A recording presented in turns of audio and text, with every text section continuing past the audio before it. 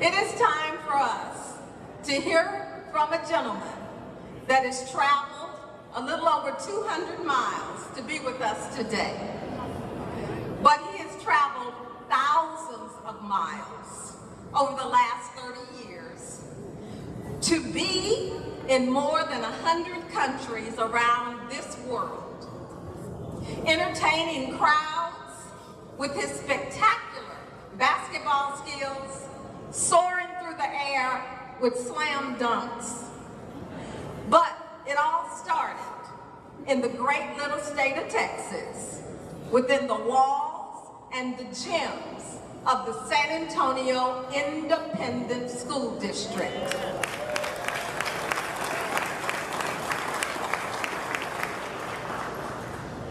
He was all city, all district, Sam Houston High School in 1975. And he could have gone to numerous outstanding basketball programs, not just in the state of Texas, but in the United States. But he chose to go to the University of Texas in Austin and hook up. And I am so glad that he did, so that we could be Longhorns together.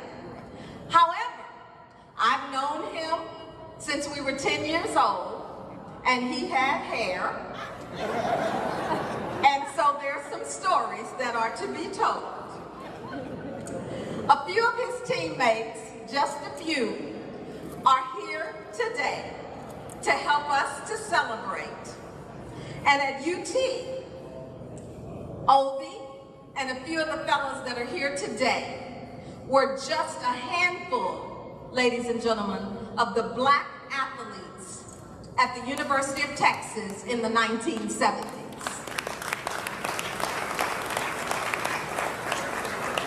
And that crowd consisted of San Antonio Spur Johnny Moore, who's with us,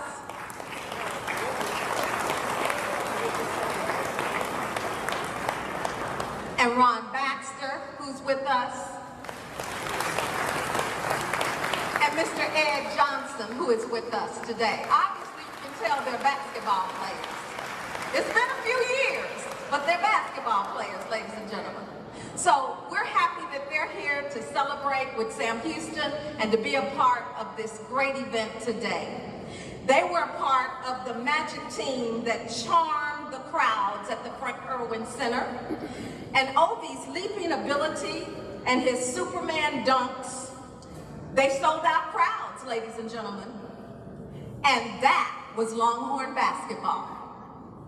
A few of his teammates that are here today were part of that Longhorn championship team that won 2 Southwest Conference championship titles, a national invitational tournament title that took us to Madison Square Gardens in New York City. And when we cheered back at the drum at the Frank Irwin Center, often you could hear us say, "Ovie, Ovie, Ovie," because we knew that that would get it going. And that's what we did in Longhorn country. So he left Austin, Texas. He left to entertain millions of people around the world, the iconic Harlem Globetrotters. Ovie became an ambassador of goodwill on and off the court.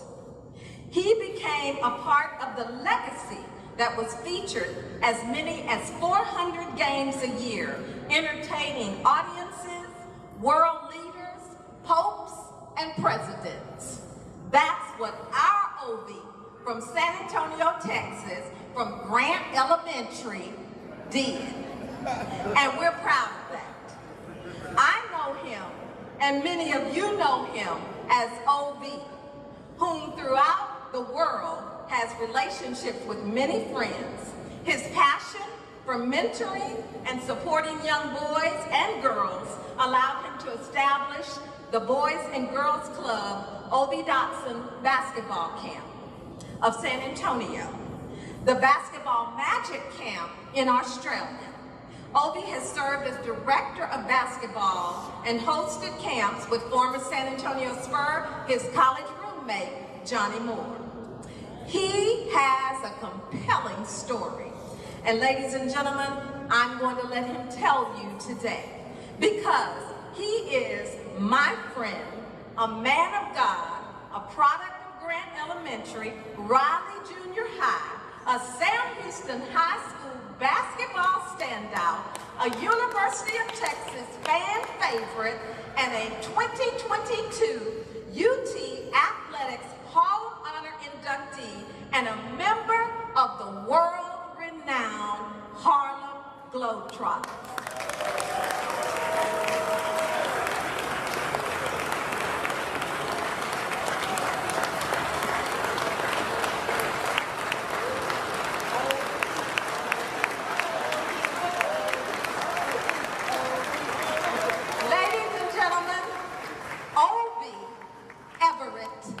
Dotson.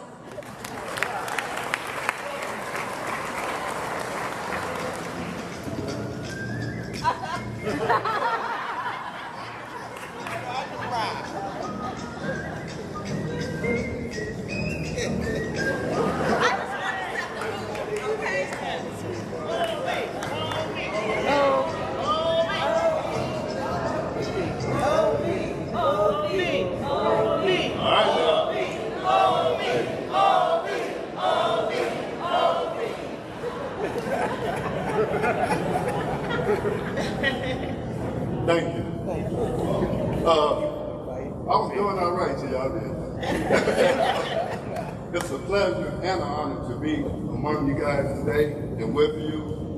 We've been through a lot in the past 3 years, and for you guys to come out and be able to see each other mingle and socialize, fellowship, it was great. I noticed when I came in today, it just took me back to everything, how important family and friends are.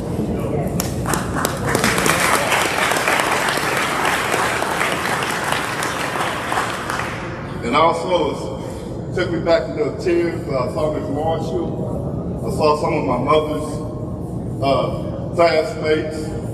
Saw a lot of different things. So, y'all hold me for that.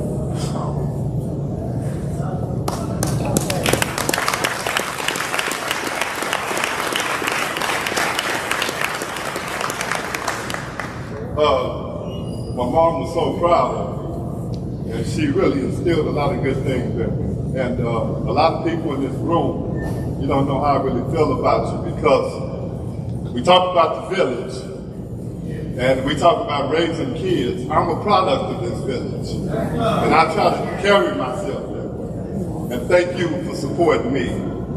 But we're here to talk about education, but we're talking about all levels of education. Yeah. It doesn't matter whether you go to college or whatever, it's about what you did at Sam Houston, and we want to support you to go as far as you want to go. And how we do that is with our dollars. So I think you've been doing it so long, but I want to let you know, I was in Houston, and at Yates thinks they have the best alumni association. They were doing all that talking. I said, I haven't been to San Antonio. Yeah, because you know what they call us? We are the pride of the East Side. Because we are one.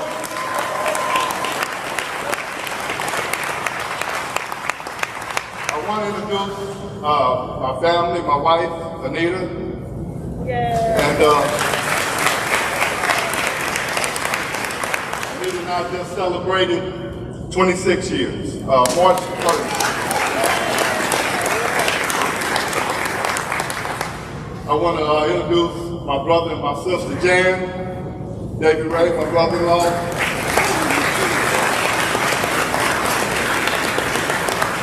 I want to introduce my brother, WT, and my nephew, Everett. I'm going to say it right, because I don't want to hear it later. Reverend Dotson, excuse me.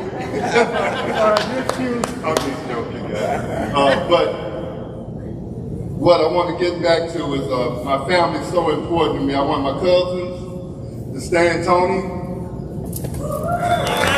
Nelson,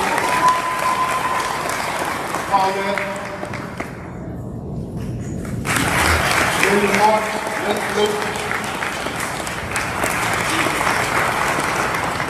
okay, thank you. But did I miss anybody? Okay. We'll talk later. When you're growing up, you really don't know sometimes what you're around. I mean, you're around greatness. There's a lot of greatness in this room. And at a young age, you just don't know because you're just trying to make it through. And I'm going to talk about a little bit about the greatness that I've been around and people that have given me my confidence, people that have shown me how to go out and do the best that I can. So it started for me, first of all, a little history of my family. We're originally from Tulsa, Oklahoma. My grandfather was a pastor at Mount Zion Baptist Church, which was bombed during Black Wall Street. Yeah. Okay? Which was bombed. He rebuilt that church. He rebuilt the church. And also, my grandfather went to Tuskegee Institute.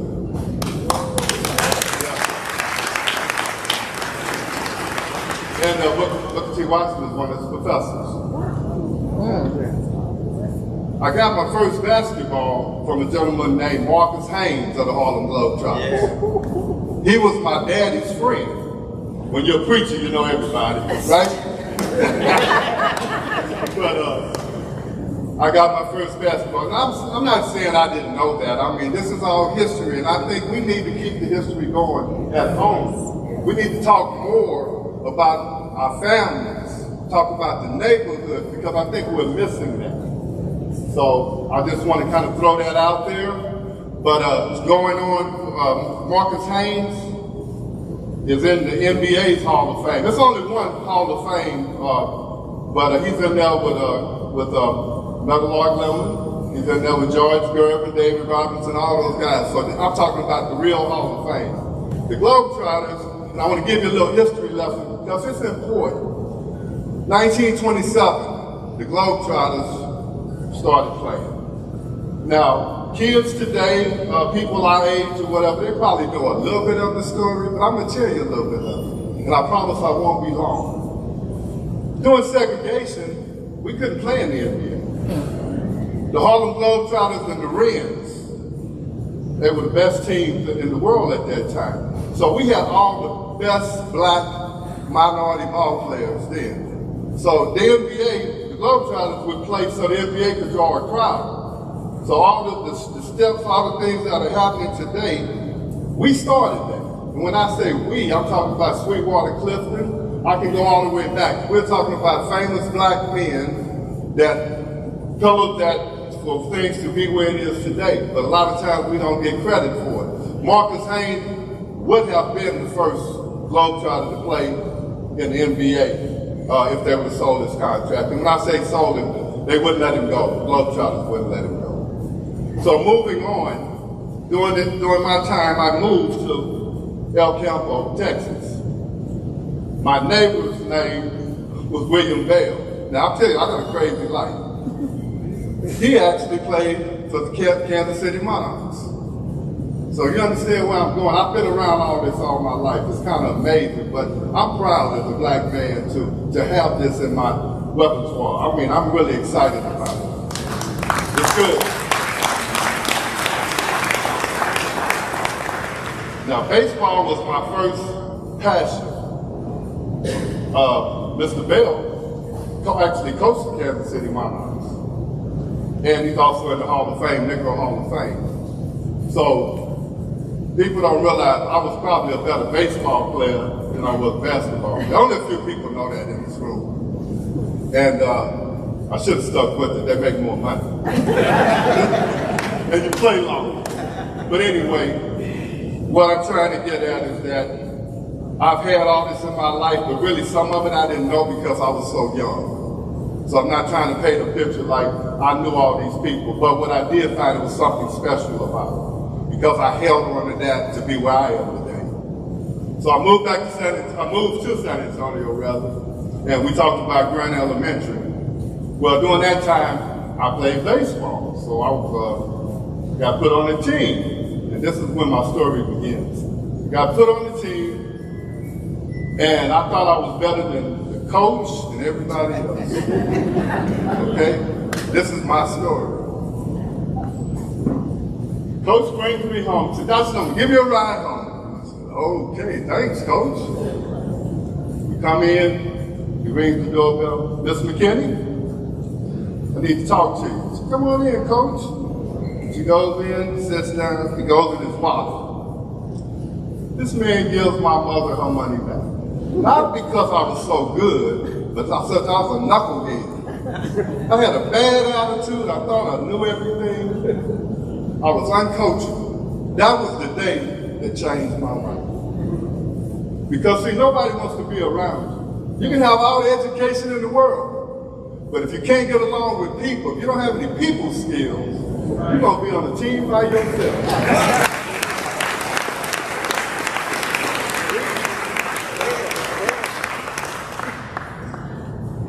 But I was hoping Coach didn't leave too quick. I knew what was coming. I saw Mrs. McKinney, my mother's eyes red up, and I was like, Coach, don't leave yet. Please don't leave.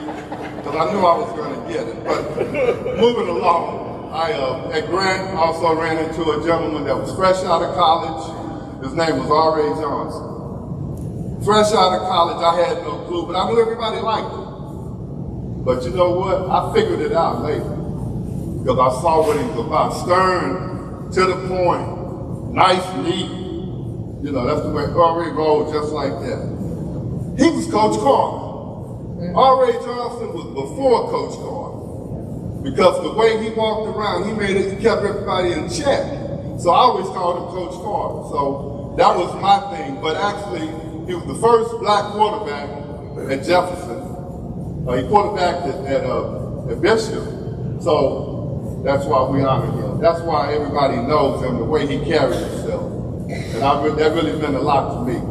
But now, I'm moving to try to figure out what is Ovie Dotson gonna do? What am I gonna do with all this? Every man has to shoot his own free throws, if everybody knows what I'm talking about. When you get on the line, it's just you. You can't.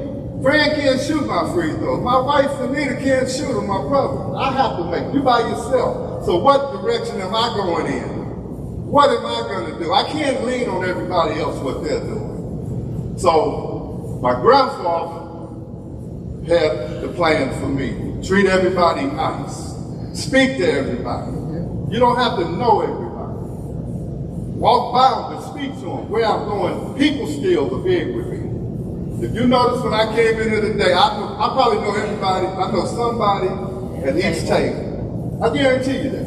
Or I know somebody that knows somebody. Okay, because I care. That's Ovie Dotson. I am a person that cares about people because that's what keeps us together. That's how we're going to continue for these young people to keep moving up. We got to stick together. So it's very important. So I've taken these skills and I've tried to embrace life the best I can, but went to college. And before I went to the college, I met Mr. Johnson, Steve Johnson.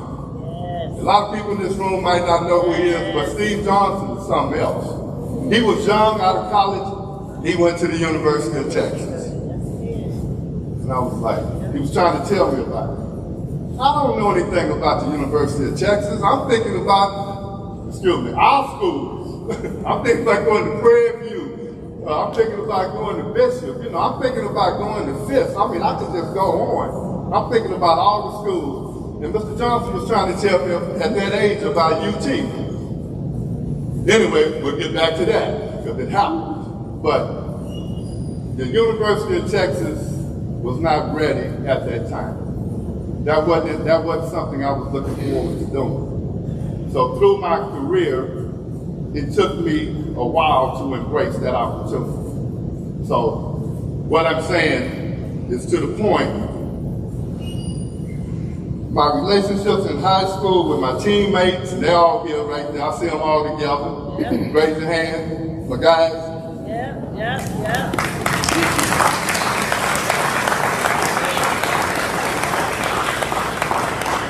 But my relationships have always kept me going because of the support. I walk through this city a lot and people still tell me, you play for the Globetrotter. I want you to meet my son. Do I look like I play? You know, I'm 65 years old now, you know, but the point of it is, when people are proud of you, it makes you feel good. And that's something, when I walk around, I feel good because you guys, some way love me, but I hope I love you back. I hope I'm loving you back, okay? But anyway, going to college, and Fran made the statement about my teammates. I'm gonna tell this story. I'm gonna try to keep moving along here. I hope I'm not boring you, but it's from the heart. University of Texas, when it came to recruit me, my mother's sitting in there, I'm in there, and we had heard things about minorities, or Darryl Wallace said some things about minorities. This in the 70s.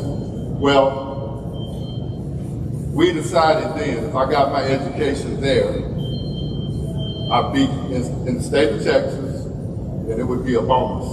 And that's why I decided to go there. And it has been a bonus for me. Ed Johnson is number 3, black basketball player at the University of Texas. Me and Johnny, we kind of go back and forth. We went in together. I'm older than him, so I'm 3 and he's 4. And then Ron Baxter is 5. And we made a commitment together when we went there that we were going to try to win some championships, and we did. So that's an accomplishment for us because you guys don't understand what we went through. But we got Ray Davis there, Sam Houston.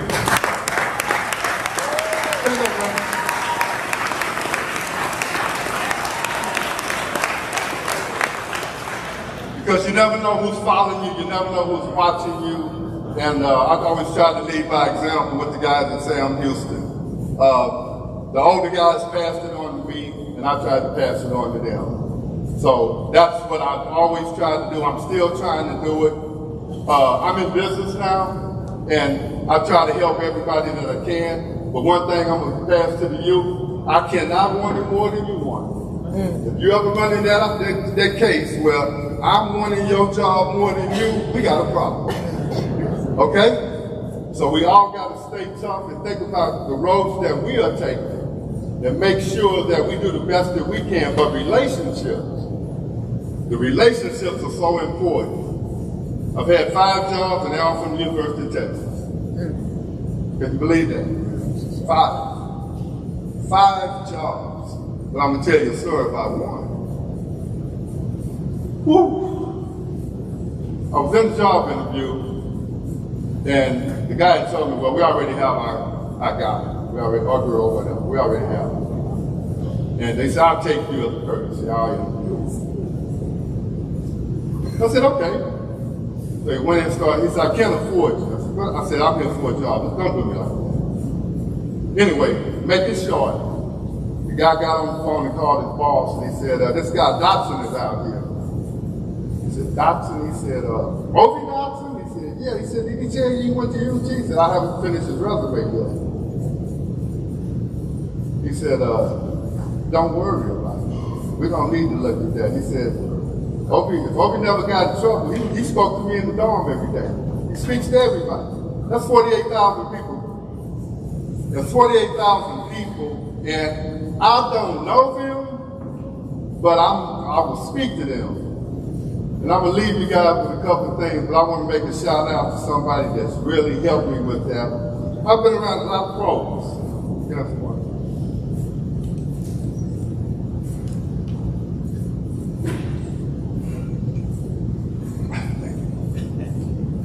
Excuse me. I've been around a lot of pros in my life. And I met this guy, probably when I was 13, 14 years old. And one thing about him, he made everybody feel good. I mean, when you saw this, when I make mention his name, you're going to probably say, well, I'm telling you the truth. His name is George Gervin. George Gervin is my hero. Because the way he treats people, he's a very smart man. I've learned a lot from him. But just the way he makes you feel. I've been around Dr. J. Michael Jordan. I've been around the best. But George Gervin is the best in my book. he could come in there right now and just make the whole room light up. He would stop at every table. So personalities, being dedicated to your people, knowing where you come from, that's what it's about. But we have to be educated. We can't let that go. We have to keep moving the needle. Now, and we're moving the needle, but we can move it further. Okay? It's a pleasure to talk today. I hope I'm not all over the place, but you know, you start preparing for things and then you see everybody, you feel at home. And I'm gonna tell y'all, thank you. Thank you, Lisa.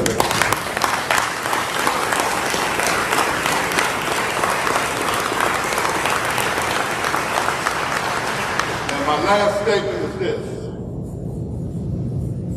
I've been all over the world. I've been laid down in the middle of the street with guns to my head. But I got up by the grace of God. I've been on airplanes, going to Australia, across all the water, nothing. I've been blessed. One day, we went to London and the plane pulled off, and we couldn't go back, and they had to fix the plane. People on that plane were going crazy about what are they going to do. I'm going to miss my flight. Okay? My wife is going to be mad at me. I'm going to lose my luggage. Because they're going to miss their connection.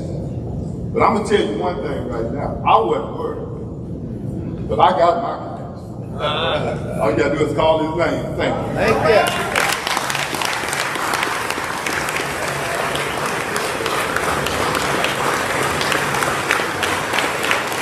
Telling us what's important, why it's important, and why we have to keep moving the needle. So thank you for that.